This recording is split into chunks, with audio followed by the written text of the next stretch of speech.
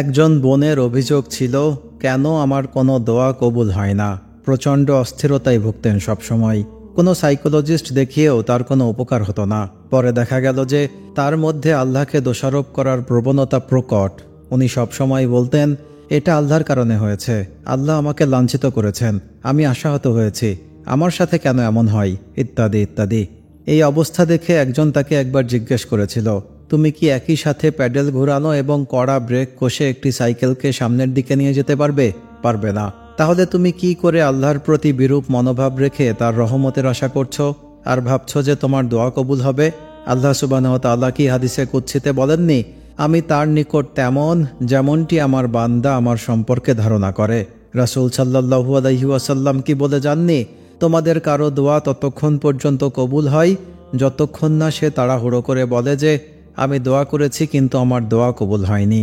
তোমার বর্তমান পরিণতির জন্য আল্লাহকে দোষারোপ করা বন্ধ করো, আর মনে করো না যে তিনি একজন নিষ্ঠুর সত্তা যিনি কিনা তোমাকে প্রতিনিয়ত নাজেহাল করছেন, তোমাকে উপেক্ষা করছেন, তোমার প্রতি অবিচার করছেন। তার চেয়ে বরং আল্লাহর কাছে তোমার এরকম হীনকৃত কর্মের জন্য ক্ষমা চাও। আগে নিজের কর্মগুলি দিয়ে চিন্তা ভাবনা করো। আর একটা জিনিসের প্রতি তোমার খেয়াল রাখা দরকার, আমাদের মেনে নিতে হবে আর বিশ্বাস রাখতে হবে যে আমার জন্য মহান আল্লাহ তাআলা সঠিক সময় নির্ধারণ করে রেখেছেন।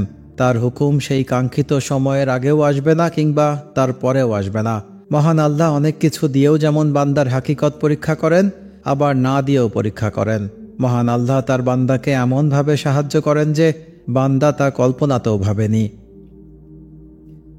অনেক লম্বা ঘটনা, এর মধ্যে অনেক দিন পার হয়ে গেছে। সেই বোনটি মেসেজ পাঠিয়েছে যে সে একটি চাকরি পেয়েছে। এই চাকরিটার জন্যই সে মরিয়া হয়ে উঠেছিল। মহান আল্লাহর প্রতি তাওয়াক্কুল আর অগাধ আস্থা আনার কারণে এটা সম্ভব হয়েছে, আলহামদুলিল্লাহ। বছরের পর বছর বোনটি দোয়া করেছে কিন্তু কোনো ফায়দা হয়নি। কিন্তু যখনই সে তার মধ্যে আকীদাগত পরিবর্তন এনেছে, আল্লাহকে দোষারোপ করা বাদ দিয়ে তার প্রতি তাওয়াক্কুল করতে শিখেছে, তখনই আল্লাহ তাআলা তার জীবনকে বদলে দিয়েছেন।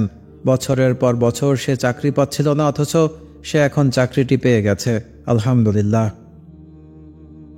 শুধু একবার ভাবুন ভাই বোনেরা, যদি দেখেন আল্লাহ আপনার দোয়া কবুল করছেন না, তাতে ভেঙে পড়বেন না।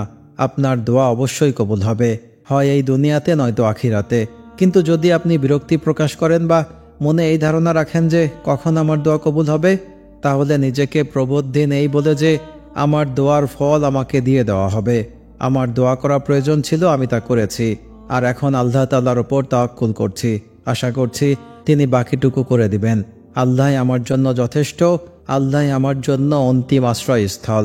আমি তারই মুখাপেক্ষী, আর আমি জানি তার সাহায্য এমনভাবে আসবে যে আমি তা কখনো কল্পনাও করতে পারবো না। আল্লাহ তাআলা আমাদেরকে তাকে সঠিকভাবে চিনতে পারার তৌফিক দিন, আমিন।